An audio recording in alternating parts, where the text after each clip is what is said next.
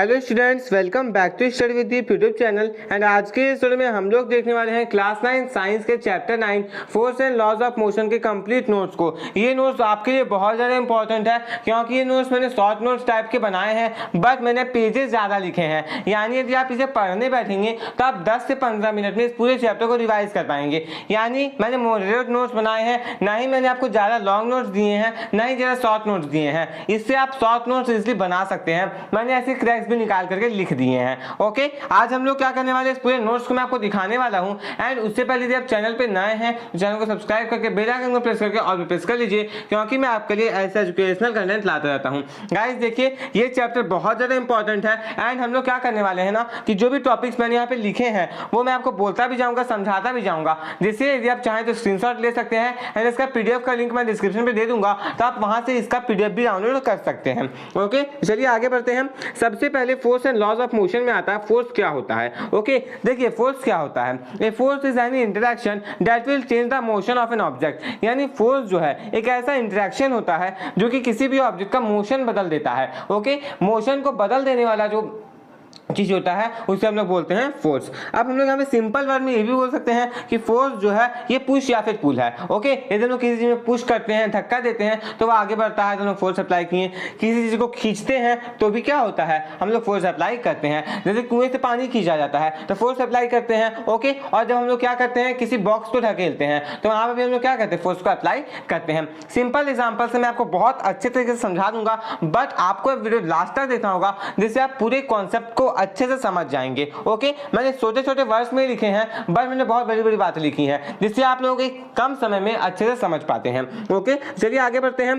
Force is a vector quantity. अब यहाँ पे मैंने स्माइली डाला है क्योंकि यहाँ पर मैंने इसलिए स्माइली डाला है जिससे आपको थोड़ा हेल्प हो पाए। आप हमेशा याद रखिएगा कि फोर्स जो है वो एक वेक्टर क्वांटिटी होता है। अब वेक्टर क्वांटिटी क्या होता है वो समझिए। वेक्टर क्वांटिटी एक ऐसा क्वांटिटी होता है जिसके पास मैग्नीट्यूड भी हो और डायरेक्शन भी हो, यानी उसका वैल्यू भी आए और वैल्यू के साथ डायरेक्शन भी आए। ओके, जैसे कि वेलोसिटी है, वेलोसिटी क्या है, उसका वैल्यू भी होता है 2 मीटर पर सेकंड, 3 मीटर पर सेकंड, और हम लोग वहां पे डायरेक्शन भी बोलते हैं। ओके, तो वेलोसिटी क्या हो जाता है, यहाँ पे एक वेक्टर क्वांटिटी हो जाता है। वैसे फोर्स जो है वो एक वेक्टर क्वांटिटी है, यानी कितना फोर्स लगा और किस डायरेक्शन में लगा, इस प्रकार से हम लोग बताते हैं। ओके, कि बॉक्स को 2 न्यूटन फोर्स से ढकेला गया ईस्ट की तरफ, इस प्रकार से हम लोग इसे बोलते हैं फोर्स को। अब देखिए नेक्स्ट क्या आता है, denoted by F and it's SI unit is Newton. यानी इसे एफ से डिनोट किया जाता है और इसका जो एसआई यूनिट है वो है न्यूटन। ओके, इसका एसआई यूनिट क्या है, न्यूटन है। एंड ये जो चीज है बहुत ज्यादा इंपॉर्टेंट है, 1 मार्क्स में आ सकता है आप लोगों का। ओके, अब टाइप्स ऑफ फोर्सेस में आता है बैलेंस फोर्स और अनबैलेंस फोर्स। एंड यहाँ पे मैंने क्या किया, बॉक्स बना करके आपको बहुत अच्छे तरीके से समझाया है कि बैलेंस फोर्स क्या होता है और अनबैलेंस फोर्स क्या होता है।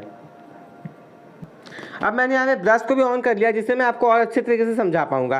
तो चलिए समझते हैं बैलेंस फोर्स और अनबैलेंस फोर्स क्या होता है। देखिए बैलेंस फोर्स यदि हम लोग सिंपल वर्ड में बात करें तो बैलेंस फोर्स एक ऐसा फोर्स होता है जिसका नेट फोर्स दोनों तरफ से अप्लाई करने पे 0 हो जाए, और अनबैलेंस फोर्स में 0 नहीं होता है। समझिए, जैसे यहाँ पे मैंने क्या किया, एक बॉक्स बनाया है। ओके, ये क्या है, एक बॉक्स है। अब इस बॉक्स में क्या किया जा रहा है, इस साइड से 40 न्यूटन का फोर्स लगाया जा रहा है, क्योंकि मैंने को बताया कि फोर्स को न्यूटन में ही हम लोग क्या करते हैं, मापते हैं। ओके, न्यूटन में ही। तो यहाँ पे 40 न्यूटन का फोर्स इधर से लगाया गया और 40 न्यूटन का फोर्स इधर से लगाया गया। इस सेंस में आप समझ सकते हैं कि आपका दोस्त और आप एक सेम बॉक्स को धक्का दे रहे हैं। आप जिस डायरेक्शन से धक्का दे रहे हैं, आपका दोस्त उसके अपोजिट डायरेक्शन से धक्का दे रहा है। ओके, दोनों सेम मैग्नीट्यूड से हम लोग अप्लाई कर रहे हैं फोर्स को। दोनों का फोर्स का मैग्नीट्यूड क्या है, सेम है, 40 न्यूटन और 40 न्यूटन। ओके, दोनों का क्या है, 40 न्यूटन और 40 न्यूटन।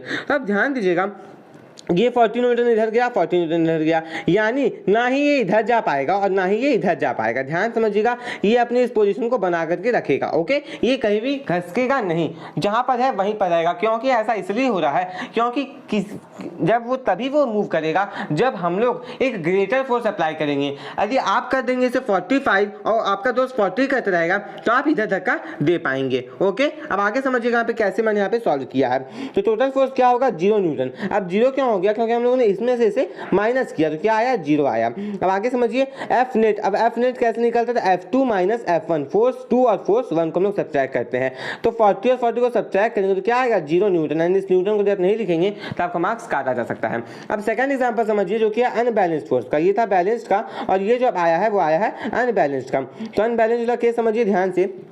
यहाँ पे क्या हो रहा है कि इस वाले बॉक्स में, ये क्या है, एक बॉक्स है, ओके। इस वाले बॉक्स में क्या किया जा रहा है कि इधर से 20 न्यूटन का फोर्स और इधर से 80 न्यूटन का फोर्स लगाया जा रहा है, ओके। तो ज़्यादा फोर्स किधर से लग रहा है, ज़्यादा फोर्स आपका इधर से लग रहा है, ओके। यानी ये जो बॉक्स है वो इधर जो है मूव करता चला जाएगा, ओके। एंड ये जो है कम है, इसलिए इधर वो मूव नहीं करेगा, बिल्कुल भी मूव नहीं करेगा। किधर नहीं मूव करेगा, इधर बिल्कुल भी मूव नहीं करेगा, बट वो इधर इजिली मूव कर जाएगा, ओके। तो टोटल फोर्स कितना होगा, 60 न्यूटन। अब 60 न्यूटन कैसे हुआ वो समझिए। एफ नेट निकालना था, एफ नेट निकालने के लिए F2 में से, इस F2 में से F1 को हम लोगों ने सब्ट्रैक्ट कर दिया, ओके। जब हम लोगों ने F2 में से F1 को सब्ट्रैक्ट किया तो हमें क्या देखने को मिल गया, एफ नेट देखने को मिल गया। एंड वही जो एफ नेट आया वही हमारा जो है आ जाएगा कि कितना फोर्स अप्लाई हो गया मूव करने के लिए, ओके। तो यहाँ पर ये जो केस था वो अनबैलेंस फोर्स का था, इससे पहले मैंने बताया वो बैलेंस फोर्स का था। अब यहाँ पर ये समझिएगा कि बैलेंस फोर्स का ये मतलब बिल्कुल भी नहीं होता है कि ऑब्जेक्ट जो है वो रेस्ट में ही रहेगा,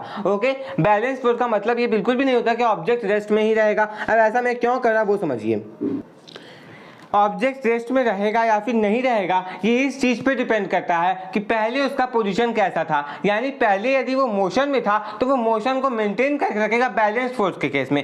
ध्यान दीजिएगा, मान लीजिए ये बॉक्स है, ओके। ये बॉक्स चल ही रहा था, लेकिन आपके दोस्त ने और आपने क्या किया, इसमें इधर से और इधर से फोर्स लगा दिया। जब आपने इस दोनों में से फोर्स लगाया, दोनों लोगों ने जब आपने फोर्स लगाया तो आप क्या देखेंगे कि यदि ये मोशन में था तो ये मोशन को मेंटेन करके रखेगा। इसका मतलब ये बिल्कुल भी नहीं होता है कि दोनों तरफ से फोर्स लगाने पर चलते हुए चीजों को भी रोका जा सकता है, ओके। वो चलता ही रहेगा यदि वो चल रहा था तो, ओके। जिस स्पीड से चला तो उसमें कोई चेंज नहीं आएगा, लेकिन वो चलता रहेगा, इस बात का ध्यान रखिएगा, ओके। अब नेक्स्ट आता है unbalance force does not lead to uniform motion, it will be accelerated motion. Unbalance force जो है वो यूनिफॉर्म मोशन को बिल्कुल भी लीड नहीं करता है, वो बोलता है कि मैं जो हूं एक्सीलरेटेड मोशन प्रोड्यूस कर रहा हूं, ओके। यानी अनबैलेंस फोर्स यदि लगाया जाएगा तो हमें यूनिफॉर्म मोशन बिल्कुल भी देखने को नहीं मिलेगा, वो होगा एक्सीलरेटेड मोशन, ओके। अब यहाँ पे मैंने कुछ डिफरेंशिएशन पॉइंट दिए गए हैं, वो समझ लीजिएगा।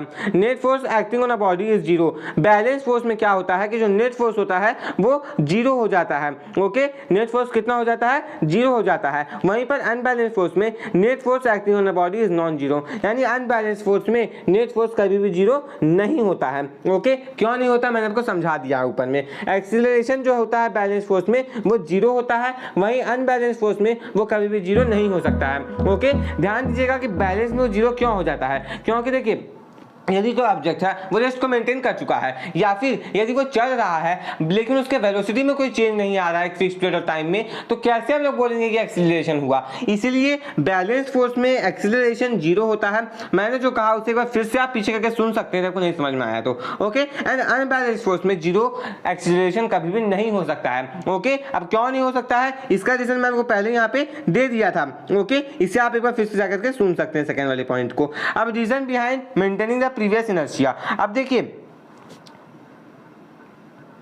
अब इस वाली लाइन का ये मतलब हुआ कि पहले से यदि वो मोशन में था तो वो चलता रहेगा बैलेंस फोर्स में, और यदि वो पहले से रुका हुआ था तो वो रुका ही रहेगा। ऐसा नहीं है कि रुका है तो चलने लगेगा और चल रहा तो रुका रहेगा, यानी रुक जाएगा। ये मतलब बिल्कुल भी नहीं होता है बैलेंस फोर्स का, ओके। अब नेक्स्ट आता है यहाँ पे reason behind changing the inertia. अब देखिए यहाँ पर क्या होता है कि अनयूनिफॉर्म, सॉरी यहाँ पे मैं बता रहा था अनबैलेंस फोर्स, ओके। तो अनबैलेंस फोर्स में जो यूनिफॉर्म मोशन होता है वो नहीं हो पाता है, ओके। ध्यान दीजिएगा, अनबैलेंस फोर्स जो होता है वो क्या देता है, हमें एक्सीलरेटेड मोशन देता है। यानी यहाँ पर क्या होता है कि वेलोसिटी चेंज होता है, जिसके चलते एक्सीलरेशन भी चेंज हो जाता है। एंड जब ऐसा होता है तो इनर्शिया भी बदल जाता है। यानी यदि वो रेस्ट में था तो वो मोशन में आ जाएगा, एंड यदि वो मोशन में था तो वो रेस्ट में आ सकता है, ओके। अब आगे बढ़ते हैं हम लोग। इनर्शिया, सबसे इंपॉर्टेंट, इनर्शिया क्या होता है, इनर्शिया क्या होता है वो समझिए। Inertia is the inherent property of a body that makes it oppose any force that would cause a change in its motion. Inertia का कहना है कि मैं जिस पोजीशन में हूं मुझे उसी पोजीशन में रहने दो। ये क्या है, ये एक इनहेरेंट प्रॉपर्टी है किसी भी सब्सटेंस का, किसी भी बॉडी का, जो कि ये बोलता है कि मुझ पे कोई फोर्स मत लगाओ, यदि तुम लगाओगे फोर्स तो मैं उसका अपोजिशन करूंगा, मैं उस फोर्स को खुद पे लगने नहीं दूंगा। यानी यदि कोई चीज रेस्ट पर है तो अपने आप को रेस्ट में ही रखना चाहती है, ये इनर्शिया होता है। ओके, अब ऐसा इसलिए होता है क्योंकि वो बिल्कुल भी नहीं चाहता है कि उसके पोजीशन में कोई भी चेंजेस आए। ओके, अब समझिएगा आगे, मोशन में चेंज नहीं आना चाहिए, पोजीशन में चेंज नहीं आना चाहिए। इनर्शिया बहुत इंपॉर्टेंट है, जैसे जैसे आप आगे बढ़ते जाएंगे चीजें लिंक होती चली जाएगी, जिससे आप और अच्छे तरीके से सारी चीजों को समझ पाएंगे। तो आगे बढ़ते हैं। Inertia is directly proportional to mass of body. अब ये जो पॉइंट लिखा है मैंने, ये वेरी वेरी इंपॉर्टेंट है। एंड गाइस, मैं आपको क्रैक्स निकाल करके दिए हैं, मैं आपको समझाता जा रहा हूं, इसलिए मैंने छोटी छोटी चीजें लिख के दी है। ओके, यदि आप लॉन्ग नोट्स चाहते हैं तो आप जाकर के नीचे डिस्क्रिप्शन में देख सकते हैं, वहां पे उसका भी लिंक मैं दे दूंगा। Okay, inertia is directly proportional to mass of the body, यानी इनर्शिया जो होता है वो डायरेक्टली प्रोपोर्शनल होता है मास के। ओके, इनर्शिया जो होता है वो डायरेक्टली प्रोपोर्शनल होता है किसके? मास के। अब ऐसा क्या होता है वो समझिए। कोई चीज बहुत ज्यादा भारी है, मान लीजिए एक 2 किलो का बॉक्स है और एक 20 किलो का बॉक्स है। ओके, आपको दोनों को घसकाना है। आपको ये देख रहे हैं कि दोनों जो है जगह घेर रहा है आपके रूम में, आप किसको घसकाना पसंद करेंगे? खुद सोचिए, 2 किलो वाला या फिर 20 किलो वाला। 20 किलो वाले में ज्यादा ताकत लगेगी, आप सोचेंगे कि 2 किलो वाले में काम हो जाएगी तो मैं इसी बॉक्स को हटा देता हूं, लेकिन 20 किलो वाले बॉक्स को हटाने में आपको दिक्कतें आएंगी। इसका मतलब ये हुआ कि इनर्शिया जो होता है वो डायरेक्टली प्रोपोर्शनल होता है मास ऑफ द बॉडी के। ऐसा क्या हुआ वो समझिए।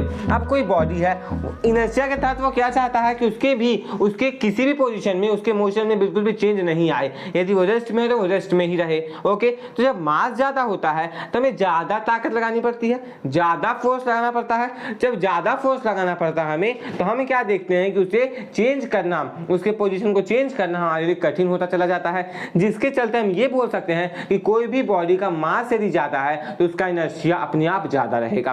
ओके, हम उसकी पोजीशन को इजीली चेंज नहीं कर पाएंगे। अब एग्जांपल्स क्या है वो समझिए।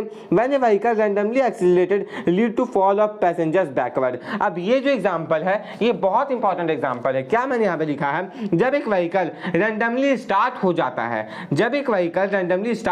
है, उसका स्पीड एकदम रैंडमली तेजी से बढ़ा दिया जाता है। ओके, तो जो पैसेंजर उसमें बैठे हुए होते हैं वो पीछे की तरफ झुक जाते हैं, गिरते गिरते बचते हैं। जैसे मान लीजिए यहाँ पे मैं बस की बात कर रहा था, अब हम लोग बात करते हैं बाइक या फिर स्कूटी की। अब कोई आपके मान लीजिए पापा जो है स्कूटी चला रहे हैं, आप इस चीज के लिए प्रिपेयर्ड नहीं थे कि स्कूटी कब चलेगी। ओके, यदि अभी वो रेस्ट में है तो वो रेस्ट में है, आप भी रेस्ट में है, आपके पापा भी रेस्ट में है।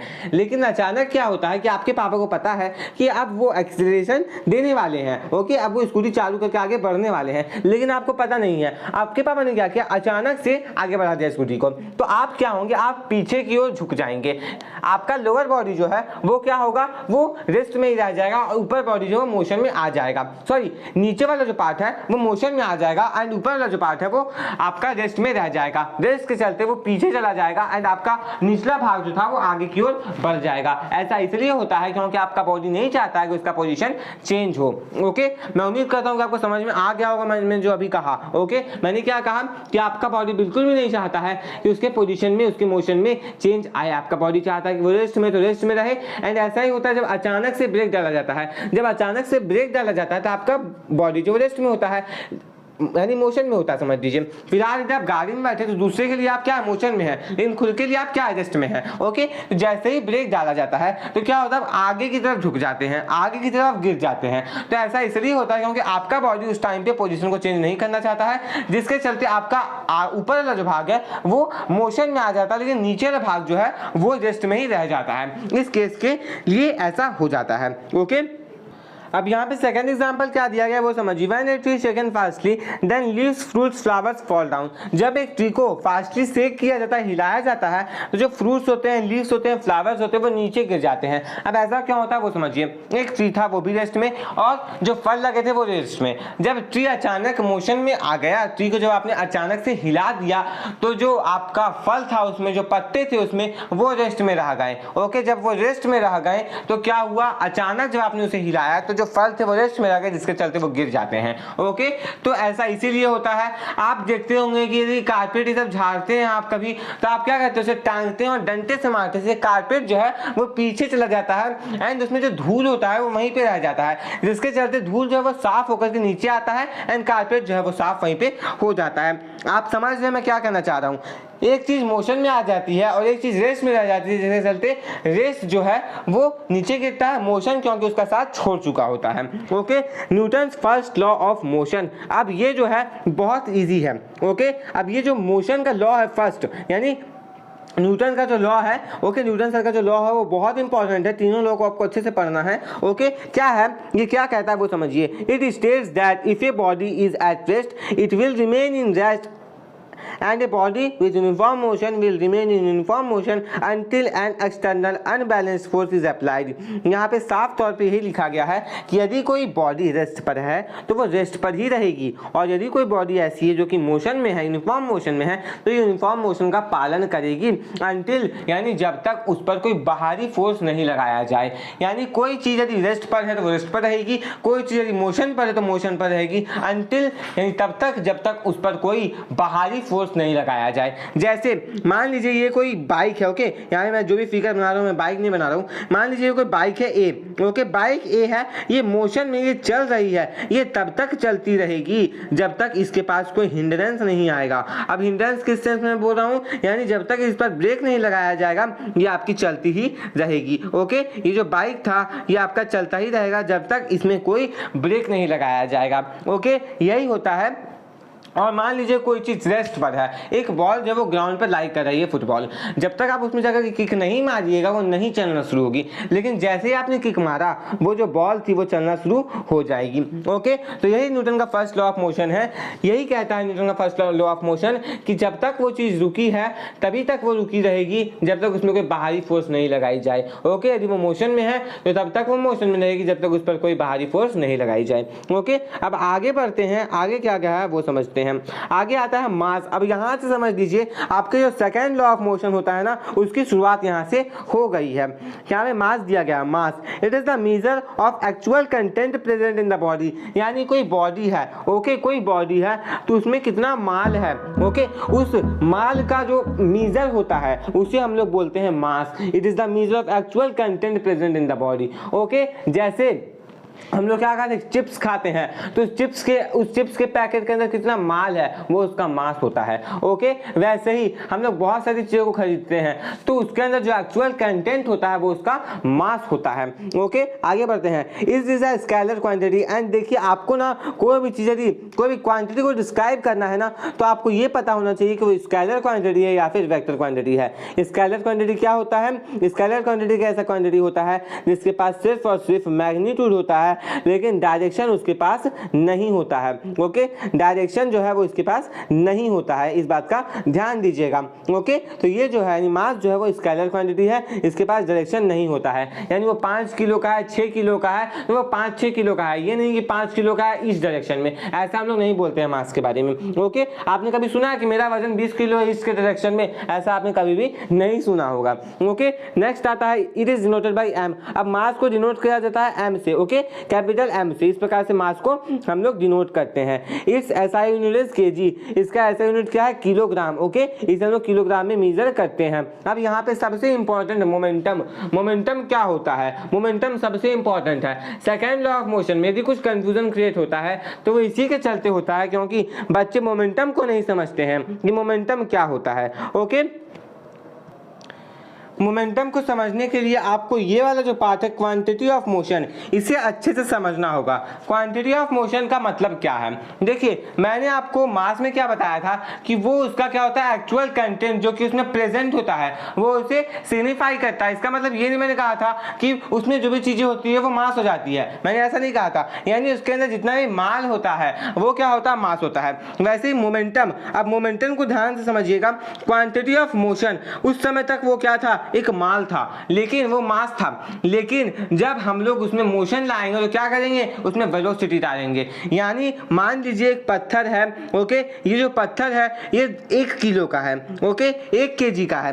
अब ये एक पहाड़ से गिर रहा है, ओके, फॉर एग्जांपल समझिएगा कि एक छत से गिर रहा है, फिर एक पहाड़ से गिर रहा है, ओके, एंड एक 10 ग्राम का पत्थर है जो कि कहां से गिर रहा है, पहाड़ से ही गिर रहा है। ओके, ये 10 ग्राम का पत्थर कहां से गिर रहा है, पहाड़ से, अभी छत से गिर रहा है, समझ लीजिए। ओके, 10 ग्राम ना, तो 10 ग्राम का पत्थर जो है वो छत से गिर रहा है। ओके, अब ध्यान से समझिए, इसका मास कम, वेलोसिटी भी कम। इसका मास ज़्यादा है तो वेलोसिटी भी ज़्यादा है, और जब मास ज़्यादा वेलोसिटी ज़्यादा, जब दोनों चीज़ें ज़्यादा ज़्यादा होंगी, इससे क्या होगा, इससे चटनी बन जाएगी। मतलब मैं क्या कहना चाह रहा हूँ वो समझिए, जब मास भी ज़्यादा और वेलोसिटी भी ज़्यादा तो मोमेंटम भी ज़्यादा। जब मास कम, वेलोसिटी भी कम, और वेलोसिटी भी कम और मास भी कम, इसके चलते क्या होगा, इसका मोमेंटम भी कम। यानी मैं ये कहना चाहता हूं कि मान लीजिए आपने गूंथे हुए आटा को रख दिया एक पत्थर के नीचे, यानी पत्थर ऊपर से आप गिरा रहे हैं उस गूंथे हुए आटा के ऊपर, तो आप देखेंगे कि जब छोटा पत्थर आप गिराते हैं तो उस पर ज्यादा इफेक्ट नहीं पड़ेगा,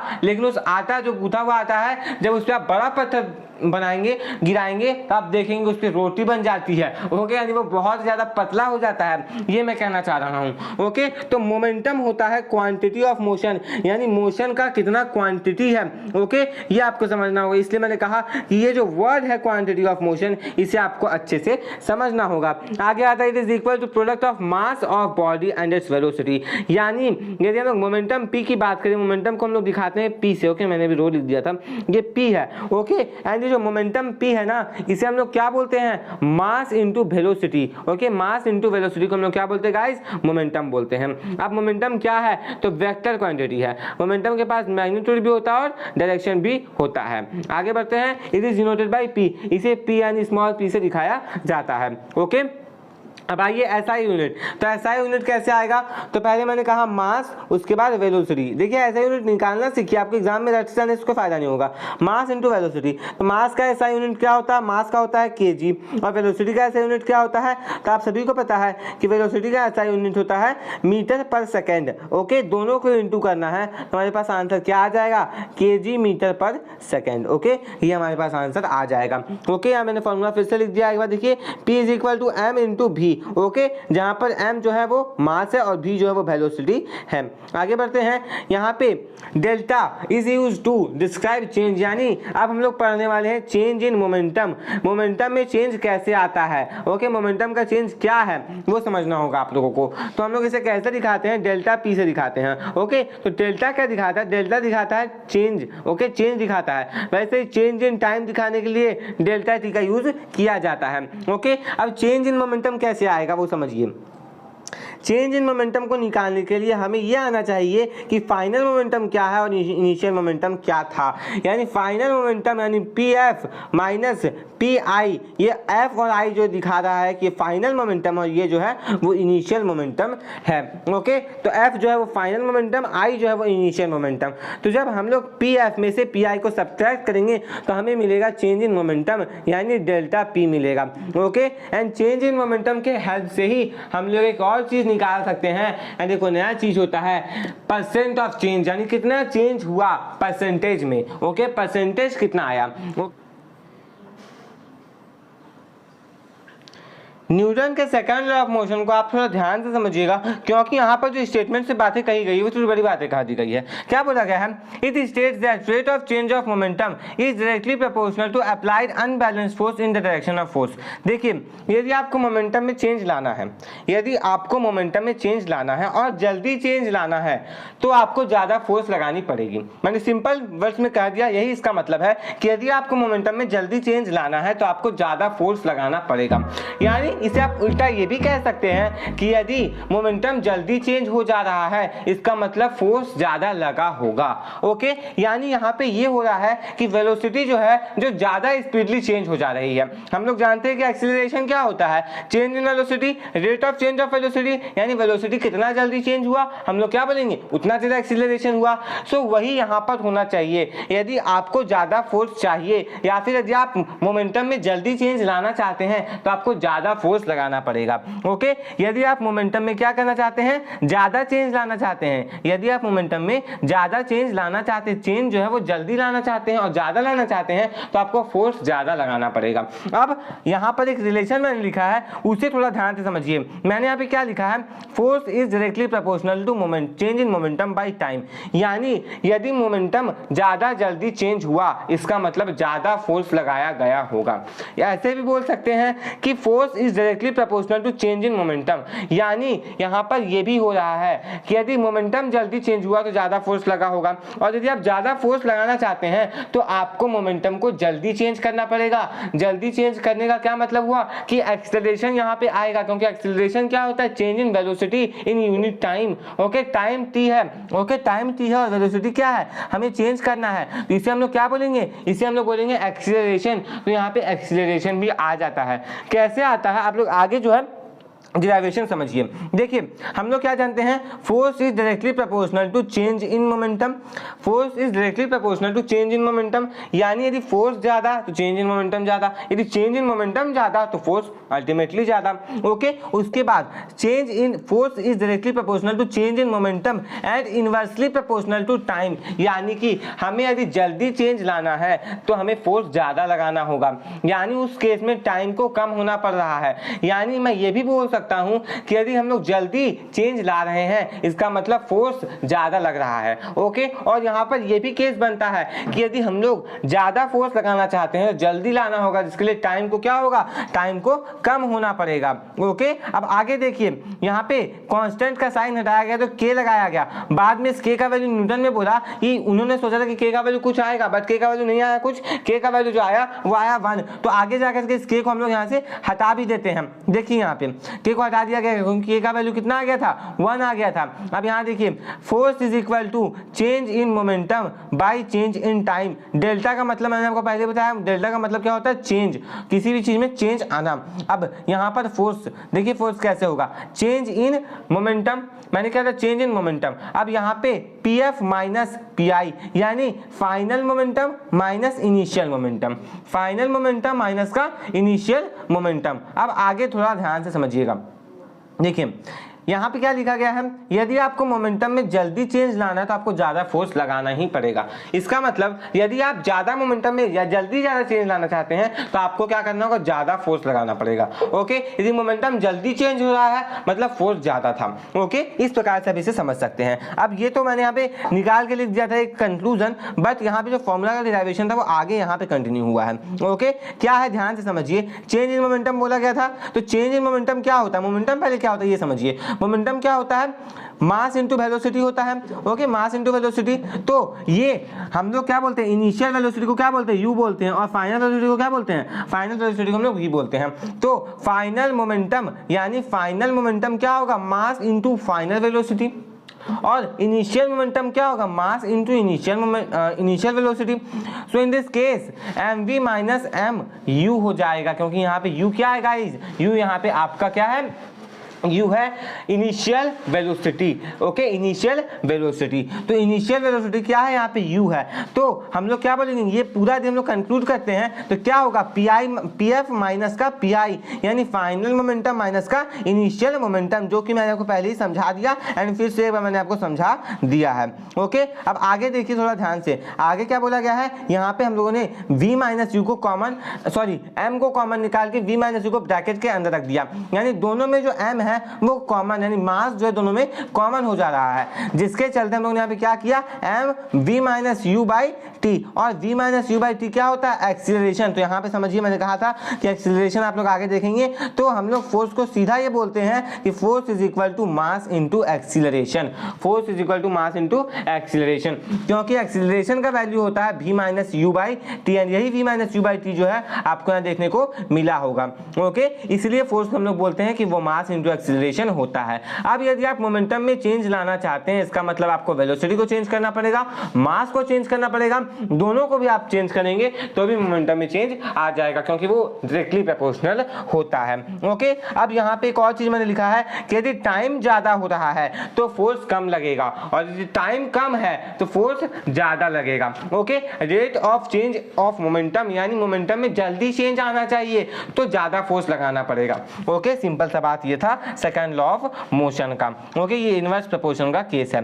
अब क्रिकेटर्स जो है वो क्या करते हैं, टाइम को बढ़ाते हैं ताकि उन पर चोट ना लगे, उनके हाथ जो है वो चोटिल ना हो पाए। ओके, उन्हें चोट ना लगे, इसलिए वो क्या करते हैं कि मोमेंटम में चेंज आने वाले टाइम को इंक्रीज करते हैं, जिसके चलते फोर्स जो उन पे कम लगता है। वो क्या करते हैं, धीरे धीरे बॉल को पीछे लेते हुए चले जाते हैं, जिसके चलते मोमेंटम के चेंज जल्दी नहीं हो पाता, मोमेंटम जल्दी चेंज नहीं हो पाता है, जिसके चलते उन पे फोर्स कम लगता है। वैसे भी वो डायरेक्ट कैच करने लग जाएंगे तो उन्हें दिक्कत आएंगी, यानी उन्हें उनके हाथ जो है वो चोटिल हो जाएंगे। अब आगे देखिए, यही इसका रीजन है, वो क्या कहते हैं, टाइम को इंक्रीज करता है, जिसके चलते फोर्स जो है वो कम लगता है। ये क्वेश्चन बहुत पॉपुलर क्वेश्चन है। अब आगे जो न्यूटन का थर्ड लॉ ऑफ मोशन है, ये हम लोग नेक्स्ट वीडियो में डिस्कस करेंगे, यानी आगे के नोट्स आपको नेक्स्ट वीडियो में दिए जाएंगे। लेकिन यदि आप ये सारे नोट्स अभी के अभी चाहते हैं तो आपको नीचे डिस्क्रिप्शन में PDF का लिंक दिया गया है, आप इजिली वहां पर जा करके उस पूरे नोट्स को देख सकते हैं। ओके, यदि आपको ये वीडियो पसंद आया तो इस वीडियो को लाइक कर दीजिए, एंड यदि आप इस चैनल पर नए हैं तो चैनल को सब्सक्राइब करके बेल आइकन को प्रेस करके ऑल प्रेस कर लीजिए,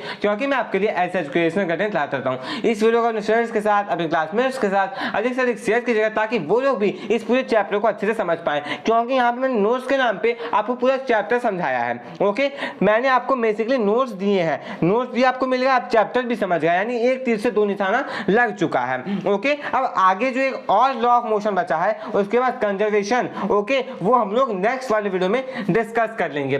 तो तब तक आपको क्या करना है, इसी को बार बार देखना है, सेकंड लॉ ऑफ मोशन को, आप नहीं समझ पाए अभी तक तो। ओके, एंड यदि आप लोगों ने चैप्टर को पहले से पढ़ा होगा, इसे फिर से देख लिए तो आपका चैप्टर पूरी तरह से क्लियर हो गया होगा। मिलते हैं नेक्स्ट वीडियो में। Thanks for watching.